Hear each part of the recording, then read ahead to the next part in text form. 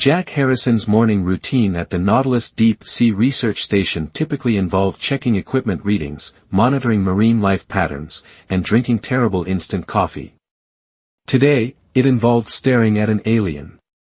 She emerged from the darkness beyond the observation dome, her form shifting between something distinctly marine and almost human, trailing bioluminescent patterns that danced across her silvery skin. Jack dropped his coffee mug, the ceramic shattering against the metal floor of the research station. "Please don't be alarmed," the creature said in perfect English, her voice carrying a musical quality that reminded Jack of whale songs. "I am Luna, a xenobiologist from the Meridian Institute." She pressed a webbed hand against the transparent barrier of the observation dome, her large, opalescent eyes studying him with scientific curiosity. Jack found himself stepping closer, professional interest overriding his initial shock. "You're speaking English. How?" "Universal Translator," Luna replied, tapping a small device near what might be called her throat. "Though your language patterns are surprisingly similar to our ancient dialects." As Jack approached the dome, Luna's skin suddenly pulsed with intense light.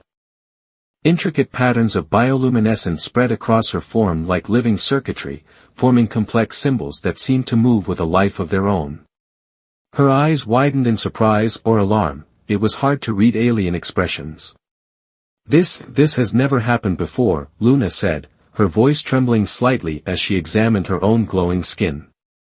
"Our bioluminescence responds to emotional states, but these patterns." She trailed off, reaching out to touch the symbols that now crawled across her arm. Jack's scientific mind kicked into overdrive. "Are they some kind of writing system?" "No," Luna whispered. "There's something else. Something old." She looked at him with newfound intensity. "There's something about your biological signature that's triggering a response in my genetic makeup." Before Jack could process this information, alarms began blaring throughout the research station. Red warning lights flooded the observation dome, and his communication panel lit up with incoming messages. Multiple unidentified objects detected approaching the station, the AI system announced. Depth, 3,000 meters and closing. Luna's expression shifted to something Jack recognized despite her alien features, fear. "They're coming. They must have detected the genetic anomaly." She pressed closer to the dome. "You have to let me in. Please. I can explain everything, but not if they take me." Jack hesitated for a split second, years of security protocols and common sense warring with scientific curiosity and something else, an inexplicable certainty that this moment was important. He made his decision. "Airlock 3, he said, already moving. "I'll meet you there." As he rushed through the station's corridors, Jack's mind raced with questions. Who was pursuing Luna? What did his presence trigger in her biology? And most importantly, what had he just gotten himself involved in? The airlock cycle seemed to take forever. When the inner door finally opened, Luna stepped through, water cascading from her form as it shifted to a more humanoid appearance. Up close, the glowing patterns on her skin were even more mesmerizing, pulsing with a rhythm that seemed almost synchronized with his own heartbeat. "Thank you," she said, then stumbled. Jack caught her arm, and the moment their skin made contact, the symbols on her body flared brilliantly. Luna gasped, her eyes meeting his with a mix of wonder and confusion. "What's happening to you?" Jack asked, helping her steady herself. "I don't know," Luna admitted. "But your touch, it's accelerating whatever this is. The patterns, they're not random. They're forming sequences, like genetic code, but unlike anything in our current database." The station shuddered as something large moved past the external sensors. Luna tensed. "The Meridian security forces. They're here to contain the situation." She looked at Jack with desperate intensity. "You have to help me understand what's happening. These changes, these patterns, they're connected to you, to humans somehow. It's like my DNA is remembering something it forgot long ago." Jack made another split-second decision. My lab, he said. We can analyze the patterns there, try to make sense of this. He paused, reality catching up with him. Though I should warn you, I'm a marine biologist, not a xenogeneticist. Luna's lips curved in what might have been a smile. And I'm a xenobiologist who's apparently carrying ancient genetic codes that respond to human proximity. I think we're both a bit out of our depth here. Another impact rocked the station. Manual override initiated at Airlock 1, the AI announced. They're boarding, Luna said, her voice tight. We don't have much time. Jack grabbed his research tablet and emergency pack. Then let's make it count. Whatever's happening to you, whatever this connection is, it's too important to ignore. As they hurried through the station's corridors, the glowing patterns on Luna's skin continued to evolve, telling a story neither of them yet understood. Something ancient was awakening, a genetic memory stirring after millennia of slumber. And somehow, impossibly, Jack Harrison had become the key to unlocking it all. What neither of them realized was that this was just the beginning. The true magnitude of their discovery, and its implications for both their species, would shake the foundations of everything they thought they knew about life on Earth and beyond. Beneath the surface.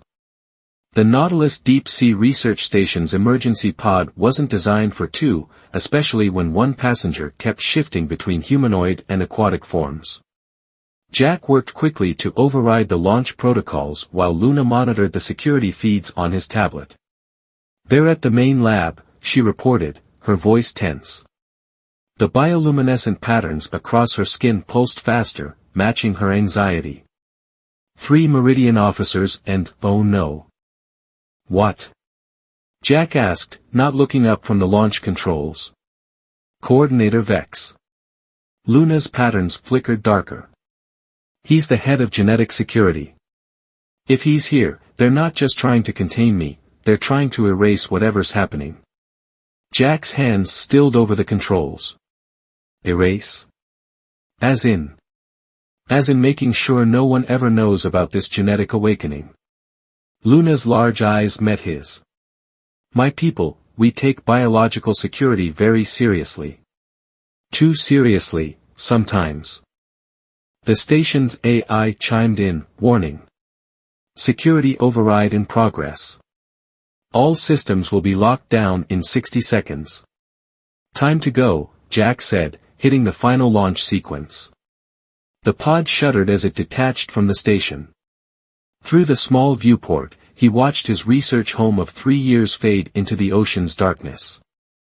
Luna pressed her hand against the glass, her bioluminescence casting a soft glow through the pod's interior. The patterns are changing again, she said quietly. Look. The symbols flowing across her skin had indeed shifted, forming more complex arrangements that seemed to pulse in time with the ocean currents around them. Jack pulled out his tablet, recording the changes. They almost look like. He paused, zooming in on a particular sequence. Like DNA helixes, but with impossible configurations. Luna nodded. Our geneticists believed our ancestors underwent some kind of forced evolution, but all records of that period were erased. These patterns, I think they're not just showing genetic code, they're showing our original genetic code. A sudden impact rocked the pod.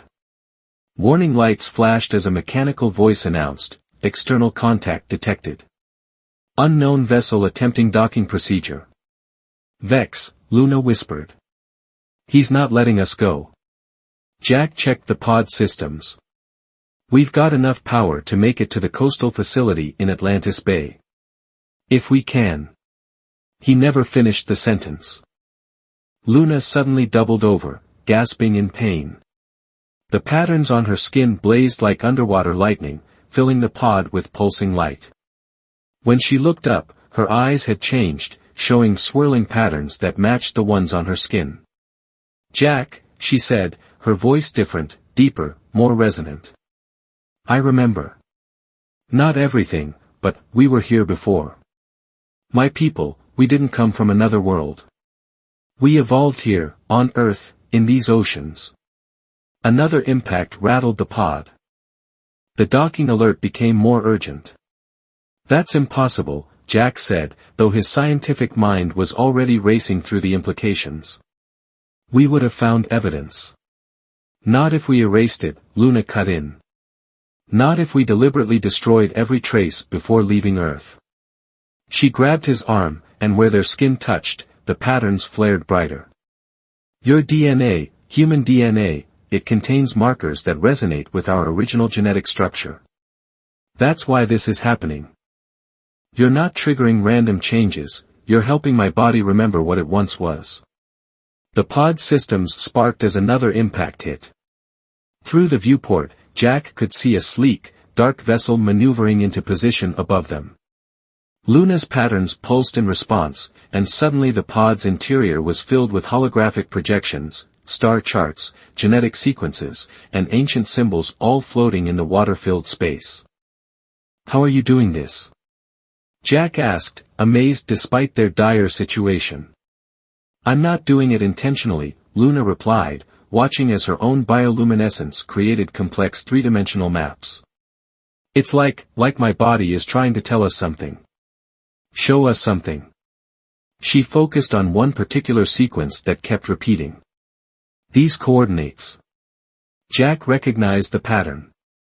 That's in the Mariana Trench. There's nothing there except. He stopped, remembering something from his early research days. Except there were readings once, strange energy signatures that everyone dismissed as equipment malfunction. Luna's expression shifted to something between fear and excitement. Not a malfunction. A beacon. One we left behind, just in case. She winced as more memories surfaced. Just in case we ever needed to remember. The docking clamps from the pursuing vessel were seconds from locking onto their pod. Jack made a quick calculation on his tablet, then looked at Luna. The pod's engines can get us to the Mariana coordinates, but we'll be running on emergency power by the time we arrive. He paused. If you're wrong about this. Luna's patterns swirled with determination. I'm not wrong. Whatever's down there, it's part of my people's history, and now, somehow, it's part of your history too. Jack took a deep breath, then fired the pod's engines at maximum thrust. They shot forward into the darkness, leaving the Meridian vessel behind. As emergency warnings flashed around them, he watched Luna's patterns continue to evolve, telling a story that had been hidden for millennia. They were diving deeper, not just into the ocean, but into a mystery that would challenge everything both their species thought they knew about their own origins. And somewhere in the darkness ahead, ancient secrets were waiting to be remembered. Secrets of the deep. The emergency pod's hull groaned under the immense pressure as they descended into the Mariana Trench. Their power reserves were critically low, but Luna's bioluminescence provided enough light to see by, her patterns now pulsing in sync with mysterious energy signatures their sensors were detecting from below. We're approaching the coordinates, Jack announced, checking their failing systems. But I'm not seeing any structure or, he stopped as Luna pressed her hand against the viewport, her patterns suddenly blazing with intense light. The water around them seemed to ripple, and like a mirage dissolving, a massive structure materialized from the darkness. Adaptive camouflage, Luna breathed, her voice filled with wonder. Still functioning after all this time. The facility before them was unlike anything Jack had ever seen. It seemed to grow from the ocean floor like a massive coral formation, but its surface was covered in the same intricate patterns that adorned Luna's skin. As they watched, sections of the structure began to glow in response to Luna's presence, creating a path of light leading to what appeared to be an entrance. The pod won't survive much longer at this depth, Jack warned, checking their failing life support systems. Luna nodded, her form shifting more fully to her aquatic state. Then we swim. The facility will recognize my genetic signature, it should still have functioning airlocks. Jack pulled on his emergency pressure suit, grateful he'd insisted on keeping deep-sea gear in the pod. You're sure about this? No, Luna admitted, her patterns swirling with anxiety and excitement. But these memories awakening inside me, they're pulling me here. This place holds answers we both need. They evacuated the pod just as its power systems failed completely. Swimming through the crushing depths, they followed the trail of responding lights across the facility's surface. Luna's bioluminescence seemed to communicate with the structure itself, causing sections to activate as they passed. They reached what appeared to be an airlock, its ancient mechanisms stirring to life at their approach. As the chamber cycled, Jack checked his suit's oxygen levels. They had maybe 2 hours before he'd need to find another air source. The inner door opened to reveal corridors that looked like a fusion of organic architecture and advanced technology. The walls pulsed with the same living light as Luna's patterns, and holographic displays flickered to life as they passed, showing fragments of data in an ancient script. "I can read this," Luna said, surprised. "Not with my translator, with my memories. These are research logs, records of genetic experiments." She paused at one display, her expression darkening. "They were trying to save us." "Save you from what?" Jack asked, but before Luna could answer, a new set of patterns erupted across her skin, more intense than any before. She gasped, dropping to her knees as the facility around them surged with responsive energy. "Luna!" Jack moved to help her, but stopped as the air itself seemed to fill with holographic data, three-dimensional representations of DNA strands, stellar maps, and what looked like historical records, all swirling around them in a dizzying display of information. "It was the sun," Luna said, her voice distant as ancient memories surfaced. "Our original form, we were purely aquatic, but solar radiation was changing. The oceans couldn't protect us anymore." She looked up at Jack, her eyes swirling with the same patterns that covered the facility's walls. "Our scientists had a choice: try to survive on land, like your ancestors did, or find another way." The holograms shifted, showing what looked like massive ships rising from the ocean depths. "They chose to leave," Luna continued. "To find a new world, one where we could remain true to our aquatic nature. But they knew someday we might need to remember where we came from. What we once were."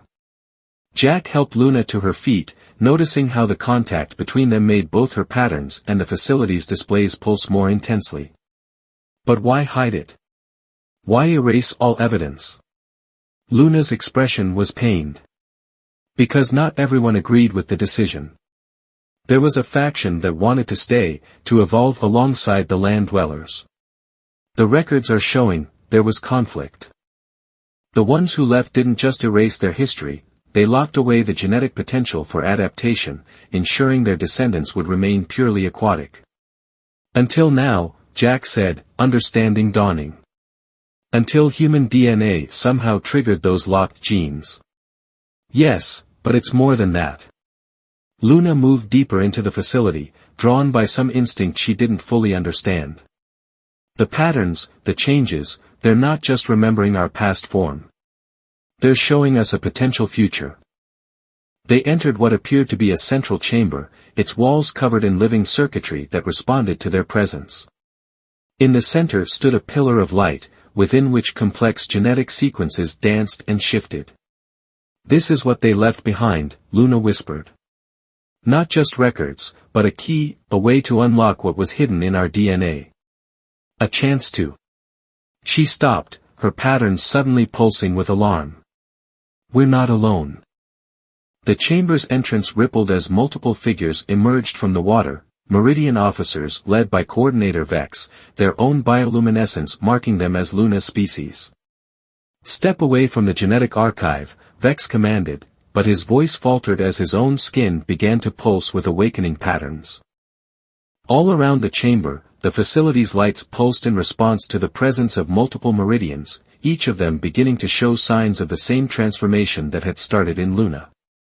Jack looked at Luna, seeing the determination in her eyes. Whatever happened next would change not just their lives, but the future of both their species. The real question was, were they ready for what that future might hold? Awakening. The ancient facility thrummed with energy as Coordinator Vex stumbled forward, his own skin now blazing with the same ancestral patterns as Luna's. His security team wasn't faring much better. Each Meridian officer's bioluminescence had begun shifting, responding to both the facility and Jack's presence. "What have you done?" Vex demanded, but his authoritative tone was undermined by the wonder in his voice as he stared at his own transforming skin. "We haven't done anything," Luna replied, moving to stand between Jack and her people. "The facility is responding to all of us. These changes, they're part of who we were meant to be." The genetic archive in the center of the chamber pulsed brighter, projecting streams of data that wrapped around each meridian present. Jack watched in fascination as their patterns began synchronizing, forming a complex network of light that seemed to connect them all. "This is exactly what we were trying to prevent," Vex said, though he couldn't tear his eyes away from the shifting patterns. "Our ancestors locked these genes away for a reason. The ability to adapt, to change form, it nearly tore our society apart. Or it could unite us," Luna countered. She reached out to touch the genetic archive, and the entire chamber resonated with her connection. "Look at what the facility is showing us. These aren't just memories of what we were, they're blueprints for what we could become." Jack moved closer to the archive, noticing how its light intensified around him. "The genetic markers in human DNA that triggered these changes," he said, his scientific mind racing ahead, "they're not random, are they? Your ancestors must have known that humanity would evolve to carry compatible genetic sequences." Luna's patterns swirled with excitement. "They left us a way back," she realized. "Not to return to Earth permanently, but to reconnect with our origins. To remember that we once shared these oceans with another species capable of both adaptation and understanding." One of Vex's officers suddenly collapsed, overwhelmed by the transformation. The others moved to help, their own patterns flickering with concern. Jack noticed something remarkable: where the meridians touched each other, their patterns synchronized, sharing information through direct bioluminescent contact. "It's not just physical changes," he said, documenting everything on his tablet. "Your species is developing new ways to communicate, to connect. The patterns aren't just decorative, they're a new form of information transfer." Vex watched his officers with growing uncertainty. "The genetic security protocols are clear. Any unauthorized evolution must be contained." "Your security protocols were written by those who chose to forget," Luna argued. "But look around you, Coordinator. The change is already spreading. Even if you arrested us now, how would you contain something that's written into your own DNA?" As if to emphasize her point, the facility's systems suddenly surged with activity. Holographic displays showed multiple signals activating across Earth's oceans, other hidden facilities, awakening after millennia of dormancy. "More archives," Luna breathed. "All connected, all waiting for this moment." Jack checked his suit's oxygen levels, down to 30 minutes. "Whatever we decide to do, we need to decide fast. This facility might be stable, but I can't stay at this depth much longer." Vex's patterns shifted, showing what Jack was beginning to recognize as deep thought. "If word of this reaches the Meridian Council—" "They need to know," Luna interrupted. "Not just about our past, but about the possibility of our future." She turned to Jack. "Your research station, could it handle a small contingent of Meridian scientists?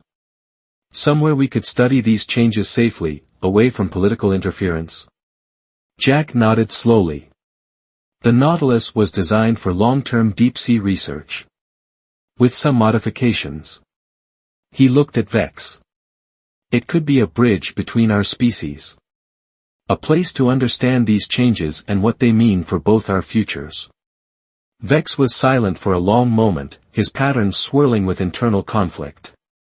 Finally, he spoke. "The facility's data needs to be secured. Studied. If these changes are truly spreading throughout our population, we need to understand them." He straightened, authority returning to his voice. "I'll assign a research team. Small, discreet. We contain this information until we know exactly what we're dealing with. Luna's patterns brightened with hope. And Jack? Your human stays, Vex said, though his tone had softened. His genetic presence seems to be a crucial catalyst. And he glanced around the ancient chamber. Perhaps it's time we remembered how to work alongside humanity again. The facility's lights pulsed once more, and Jack watched in amazement as new patterns emerged on the walls, not ancient records this time, but fresh configurations, created by the mingling of human and meridian presence. Whatever was awakening here was more than just forgotten genetics. It was the potential for something entirely new. As they began planning their return to the surface, Jack caught Luna watching him, her patterns forming shapes he was starting to recognize as expressions of possibility and hope. Ready to make history? She asked. Jack smiled behind his faceplate. I think we already have. The question is, what do we do with it now? The answer, they both knew, would reshape not just their own lives, but the future of two species who had once shared Earth's oceans. And somewhere in the genetic memory now awakening in every meridian present, ancient ancestors seemed to whisper, "Welcome home." Evolution's echo. 3 months after the discovery in the Mariana Trench, the Nautilus Deep-Sea Research Station had transformed into something unprecedented, the first joint human meridian research facility. Jack stood at his familiar observation dome, but now the view included meridian researchers swimming freely outside, their bioluminescent patterns creating an ever-changing light show in the dark waters. Luna approached behind him, her form shifting fluidly between aquatic and humanoid states with a grace that still captivated him. The latest results from the genetic study are in, she said, her patterns displaying excitement. The changes aren't just stable, they're evolving. Jack turned from the window, noting how her bioluminescence had grown more complex over the months, developing intricate layers of meaning that combined ancient patterns with new expressions. Show me. Luna pressed her hand to a nearby console, her patterns interfacing directly with the station's systems, another new development they discovered. Holographic data filled the air between them, showing the progression of the genetic changes throughout the meridian population. It's spreading faster than we anticipated, she explained. Nearly 40% of our population has experienced some degree of awakening. The ability to shift forms is just the beginning. We're seeing enhanced environmental adaptation, advanced cellular regeneration, and most significantly. She highlighted a particular sequence, a complete restoration of genetic memory capacity. Your people are remembering everything, Jack said, understanding the implications. Not just the physical changes, but the cultural knowledge that was locked away. Luna nodded, her patterns shifting to show both excitement and concern. The Meridian Council is divided. Some see it as a return to our true nature, others. She paused. Others fear we're losing our identity. Are you? Jack asked softly. Luna's patterns swirled thoughtfully. I don't think we're losing anything. We're remembering who we were while discovering who we can become. She turned to the observation dome, watching her fellow researchers work. Look at them, Jack. Every interaction between our species triggers new adaptations, new understandings. We're not just recovering our past, we're creating something new. A notification chimed on the station's communication system. Speaking of the council, Luna said, her patterns showing anticipation, they're ready for our presentation.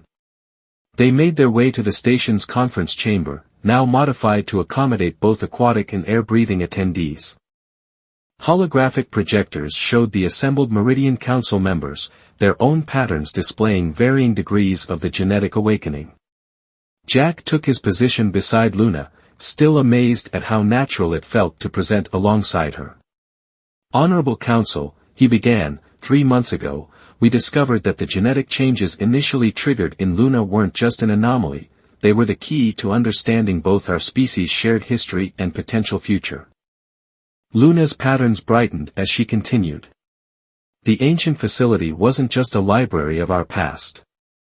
It was a bridge, designed by our ancestors to reconnect our species when humanity had evolved to a point where true collaboration was possible. The holographic displays filled with data from their research, genetic sequences, adaptation patterns, and most importantly, the results of their controlled studies at the Nautilus station. Each interaction between our species catalyzes new developments, Jack explained. The Meridian ability to adapt isn't just returning, it's evolving to meet the challenges of our current era. And with it comes opportunities we're only beginning to understand. Luna interfaced with the station's systems, bringing up their most recent discovery. This is from last week's deep-sea expedition. Watch what happens when we combine Meridian adaptive abilities with human technology.